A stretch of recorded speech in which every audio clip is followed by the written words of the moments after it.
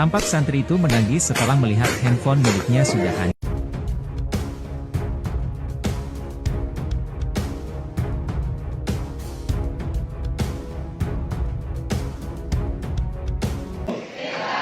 Jadi nanti biar ada museumnya. Pesantren Darussafa punya museum.